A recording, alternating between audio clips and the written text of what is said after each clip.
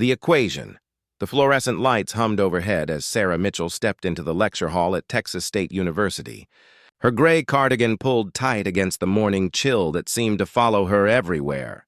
At 37, she moved through the world like a ghost, unnoticed by the graduate students who filled the rows ahead of her.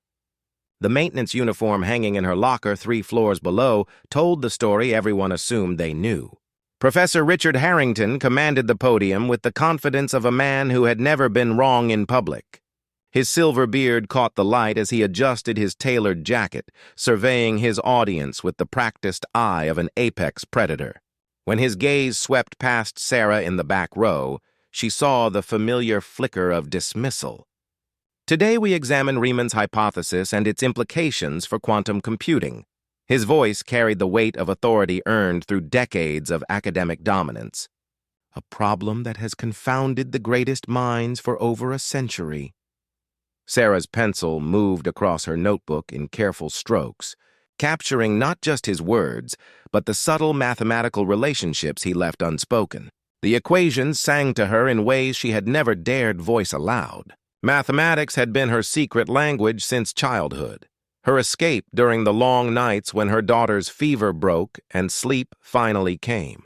The presentation unfolded with surgical precision. Doctoral candidates presented their research while Sarah absorbed every nuance, every theoretical framework they discussed.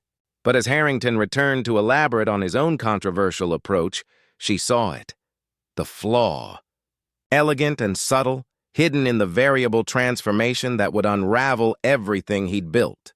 Her hand trembled as it rose almost against her will. The room turned toward her like a single organism. Harrington's eyebrows lifted in theatrical surprise. "Yes?" The word dripped with condescension. "I was wondering about step 4. Sarah's voice barely carried to the front row. The variable transformation creates inconsistencies with the boundary conditions. Silence stretched like a held breath. Students exchanged glances that spoke of social hierarchies and unspoken rules. Harrington's expression shifted from surprise to cold amusement. "Your name?" "Sarah Mitchell." "And your department?" The question hung in the air like smoke from a funeral pyre. Sarah felt the weight of every assumption, every judgment that would follow her answer. "Facilities management." The whispers began immediately. Harrington's smile turned predatory. "How fascinating," he said, the words sharp as broken glass. "And you believe you've found an error in my work?" Sarah's cheeks burned as she tried to sink deeper into her chair. But Harrington wasn't finished. He had found fresh prey, and the hunt was just beginning. "Since our guest from facilities management displays such confidence," he continued, straightening his tie with deliberate slowness, "perhaps she'd like to demonstrate her expertise." He gestured toward the chalkboard with theatrical flourish. "Come forward, Ms. Mitchell." The revelation. Sarah's legs moved without her permission, carrying her down the aisle as whispers followed like vultures circling wounded prey. Each step echoed against the hardwood floor, marking time until her public execution. The chalk felt foreign in her trembling fingers as she faced the board covered in Harrington's elegant script. Behind her, she heard the soft scrape of chairs as students leaned forward, anticipating the spectacle. Harrington crossed his arms, his smile sharp enough to draw blood. "Well," he prompted, "show us this error you've discovered." Sarah stared at the equations and something shifted inside her chest. The fear remained, but underneath it burned something fiercer. She had spent 3 years invisible in these halls, mopping floors while theorems danced through her mind. She had raised a daughter alone, worked double shifts, and still found time to explore mathematical concepts that these privileged students treated as academic exercises. Her hand moved across the board with sudden confidence, chalk clicking against slate as she began to rewrite his transformation. The whispers died as the audience realized they were witnessing something unexpected. "Here," she said, her voice growing stronger. "The boundary conditions shift when you apply this transformation. It creates a paradox that invalidates the entire proof."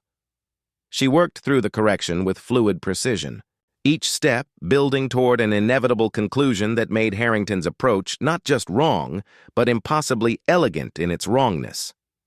When she finished, the silence stretched until it became unbearable. Dr. Elena Vasquez, the visiting professor from MIT, was the first to speak. "My God," she whispered. "She's right." Harrington's face cycled through disbelief, anger, and something that might have been fear. "This is preposterous. A maintenance worker cannot simply—" "She just solved a problem that's been plaguing our department for months," Dr. Vasquez interrupted, rising from her seat.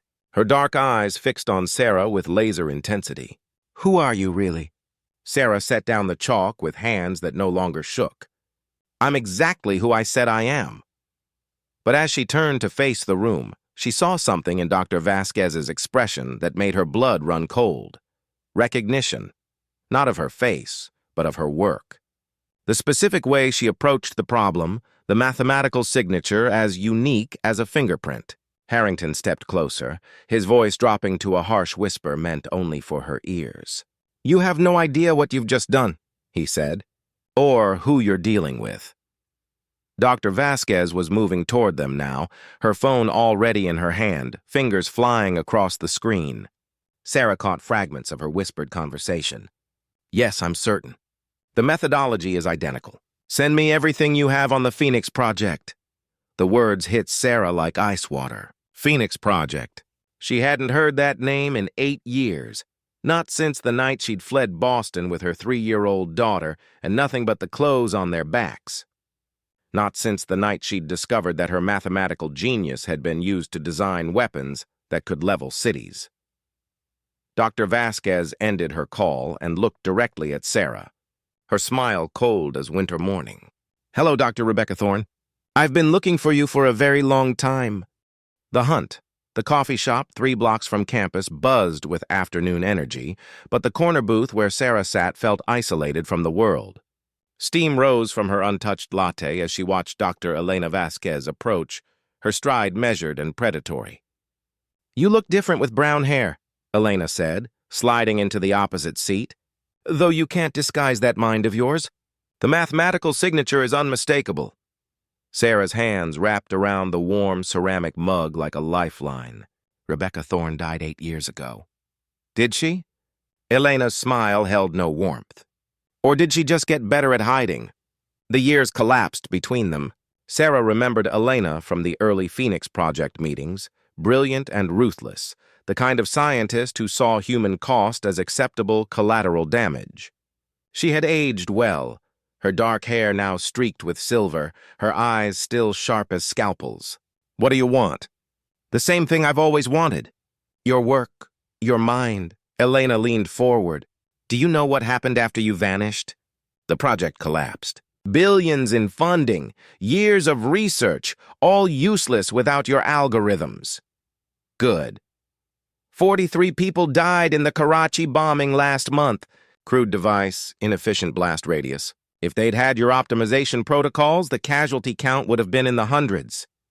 Sarah's cup rattled against the saucer as she set it down. "You're trying to guilt me into creating better weapons? I'm trying to show you that your absence doesn't stop the killing. It just makes it messier." Through the window, Sarah spotted her daughter Emma walking home from school, backpack bouncing with each step. 11 years old and brilliant like her mother, though Sarah prayed she would never have to carry the same burden. "She's beautiful," Elena said, following her gaze. "Smart too, I imagine. Takes after her mother." The threat hung between them, unspoken but clear. Sarah felt the old terror rising, the same crushing weight that had driven her from Boston in the middle of the night. "There's another way," Elena continued, her voice softening to something resembling compassion. "The project has evolved. We're not building weapons anymore. We're building defenses. Anti-terrorism algorithms, systems that could prevent attacks before they happen. I won't be manipulated again. This isn't manipulation. This is partnership." Elena slid a tablet across the table. The screen showed complex equations, familiar but wrong, like a song played in the wrong key. "This is where we are without you. Functional but flawed. People are going to die because our systems aren't good enough to stop the real threats." Sarah stared at the equations, seeing immediately where they had gone wrong. Her fingers twitched with the urge to correct them, to make them sing the way mathematics was meant to sing. "One consultation," Elena said.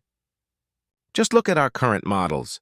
If you can walk away after that, I'll respect your choice. But if you see what I see, if you understand that we can actually save lives this time, then maybe Rebecca Thorne needs to stop hiding. Sarah closed her eyes, feeling the weight of every decision that had led her to this moment. When she opened them, Elena was watching her with the patient intensity of a chess master who had just moved her queen into position. One consultation, Sarah heard herself say. But if I smell even a hint of weaponization, I disappear again. And this time, you'll never find me. Elena's smile was victorious and somehow sad at the same time. Deal. But Rebecca, you should know something before you agree. Your old partner from the Phoenix Project, Dr. Marcus Webb, he's been hunting for you too. And unlike me, he doesn't want to recruit you. Sarah's blood turned to ice. Marcus Webb. The man whose betrayal had destroyed everything she'd believed about their work together. The man who had tried to stop her from leaving, who had threatened to take Emma away if she exposed what Phoenix really was. He wants to kill you, Elena continued quietly. And he's very, very close to finding you. The betrayal. The secure facility outside Austin looked like any other tech campus, all glass and steel reaching toward an indifferent sky. Sarah followed Elena through corridors lined with biometric scanners, each checkpoint making her feel more trapped.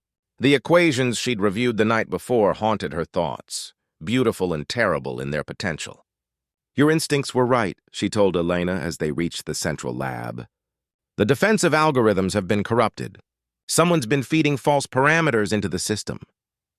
Elena's reflection in the elevator's polished steel looked genuinely troubled. We suspected sabotage but couldn't prove it. The modifications are too subtle, too elegant. Too familiar, Sarah whispered, recognition hitting her like a physical blow. The lab doors opened to reveal a space that hummed with computational power. Servers lined the walls, their blue lights pulsing like electronic heartbeats. And at the central workstation, his back to them, stood a figure Sarah had hoped never to see again. Dr. Marcus Webb turned slowly, his once handsome face marked by 8 years of obsession. His sandy hair had receded. His blue eyes held a coldness that made her skin crawl. "Hello, Rebecca," he said, his voice carrying the same charm that had once made her trust him completely. "You look well. Motherhood suits you." Sarah stepped backward, but Elena's hand on her shoulder held her in place. The betrayal hit her in waves. Elena's concerned expressions, her urgent warnings, the convenient timing of this revelation, all of it orchestrated. "You're working together," Sarah breathed. "We never stopped," Elena said, though something flickered in her eyes that might have been regret. "Marcus traced your mathematical signature in the university system. The symposium was bait." Marcus moved closer, his hands clasped behind his back in a gesture she remembered from their graduate school days. "You always were brilliant at seeing patterns, Rebecca. Except when it came to people? What do you want? The same thing I've always wanted. You. Your mind. Your complete cooperation." He gestured toward the screens displaying her corrected algorithms. "But this time, we're not asking." Sarah's mind raced through possibilities, escape routes, anything that might get her out of this room and back to Emma. But Marcus had always been 3 steps ahead, even back when she'd thought they were partners. "Elena showed me the defensive applications," Sarah said, stalling for time. "Anti-terrorism systems, threat prevention, window dressing," Marcus interrupted. "Pretty lies to ease your conscience. The real application is far more elegant." He pressed a series of keys, and the screens shifted to show targeting algorithms, blast optimization protocols, efficiency ratings that measured death in statistical models. Sarah's defensive equations had been perverted into something monstrous, a mathematical symphony of destruction. "You've built a guidance system," she whispered. "For nuclear weapons, for peace through absolute deterrence," Marcus corrected. "Perfect accuracy means perfect control. No more messy conventional wars, no more prolonged conflicts. Just the mathematical certainty that resistance is futile." Elena stepped away from Sarah, her role as captor now obvious, but her hand shook as she reached for her phone. "This wasn't the agreement, Marcus. You said we needed her for defense systems. I said what you needed to hear. Marcus's voice turned sharp. Just like I'm telling Rebecca what she needs to hear. Emma is safe for now. She's at home, probably doing homework. Normal 11-year-old activities. The threat landed like a physical blow. Sarah's knees nearly buckled. But that safety depends entirely on your cooperation, Marcus continued. Complete the weapons optimization protocols and she continues her normal life. Refuse, and she becomes another tragic casualty of our dangerous world. Elena's phone buzzed. She read the message and her face went pale. Marcus, there's been a development. The university incident has gone viral. Rebecca's identity is compromised. Marcus cursed softly. How long do we have? Hours, maybe less. Sarah watched the exchange, seeing opportunity in their distraction. 8 years of hiding had taught her patience, but also when to act. She moved toward the emergency exit, but Marcus's voice stopped her cold. I wouldn't, Rebecca. Emma's school gets out in 20 minutes. My associates are already in position. But as he spoke, Elena's expression shifted to something like horror as she read another message. Marcus, she said quietly, your people weren't supposed to move yet. They were supposed to wait for our signal. Marcus grabbed the phone from her hands, his face transforming as he read. When he looked up, his mask of civilized menace had fallen away completely. It seems there's been a misunderstanding, he said, no longer bothering to hide his rage. My associates decided to secure the asset early. Emma is already in our custody. The sacrifice. The warehouse on the outskirts of Austin stretched into shadows that seemed to swallow hope itself. Sarah's hands moved across the keyboard with mechanical precision, each line of code a link in the chain that bound her daughter's life to her compliance. The weapon's algorithms flowed from her fingers like poison, beautiful and deadly mathematics that would reshape the balance of global power. Emma sat 20 feet away, zip-tied to a chair but unharmed, her dark eyes wide with fear but still defiant. She had Sarah's stubborn streak, the same refusal to bend that had gotten them both into this nightmare. Almost finished, Marcus said, reviewing the code over her shoulder. His breath smelled of coffee and triumph. Elegant as always, though I detect a certain reluctance in your methodology. Elena stood guard by the door, but Sarah caught the subtle signs of internal conflict. The way she avoided eye contact, the tension in her shoulders, the phone she kept checking as if expecting salvation from an outside source. The guidance protocols are complete, Sarah said, her voice hollow. Accuracy improved by 37% over conventional systems. Excellent. Upload them to the secure server and we'll test the first deployment within the week. Sarah's finger hovered over the enter key. Once she pressed it, her equations would exist beyond her control, replicated across servers she couldn't reach. The mathematical genie would be out of the bottle, ready to rain precision death anywhere Marcus deemed necessary. Do it, Rebecca. Don't make this harder than it needs to be. Instead, she opened a secondary command window, her fingers flying across keys that Marcus couldn't see from his angle. Years of hiding had taught her to prepare for every contingency, including this one. The virus she embedded was as elegant as her equations, designed to corrupt and destroy the very algorithms she was pretending to deliver. Mom? Emma's voice cut through the warehouse silence. Remember what you taught me about the Fibonacci sequence? Sarah's heart lurched. It was their code, established years ago for emergencies. Emma was telling her that she had found a way to free herself, that she was ready to run when the moment came. I remember, sweetheart. Marcus moved closer to the screen, impatient for his victory. Sarah pressed enter, uploading both the algorithms and their destruction. She had perhaps 60 seconds before the virus activated and revealed what she had done. Elena, she said quietly, your phone's been buzzing. Maybe you should check it. Elena glanced at the screen and her face went white. The university. Campus security found video footage of the kidnapping. The FBI is en route. Marcus spun toward Elena with murderous fury. You were supposed to disable their surveillance system. I tried, but... The sound of approaching helicopters cut through their argument. Marcus drew a gun from his jacket, his careful facade cracking completely. No one leaves until this is finished, he snarled. But Sarah's virus had found its target.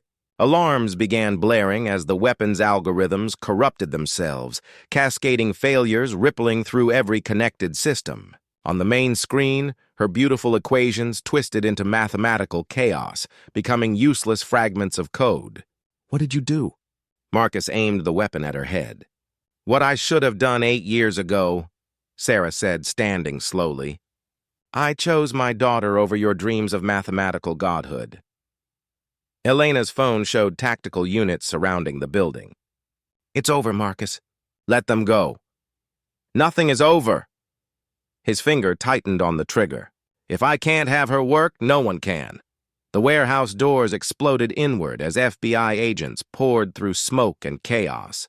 Marcus swung toward the threat, and in that moment of distraction, Emma slipped her bonds with the flexibility of youth and desperate determination. "Mom, run!" But Sarah didn't run. She stepped between Marcus and her daughter as his weapon swung back toward them. The gunshot echoed through the warehouse like thunder, and Sarah felt the impact drive her to her knees. Elena's scream cut through the tactical shouts as agents swarmed Marcus.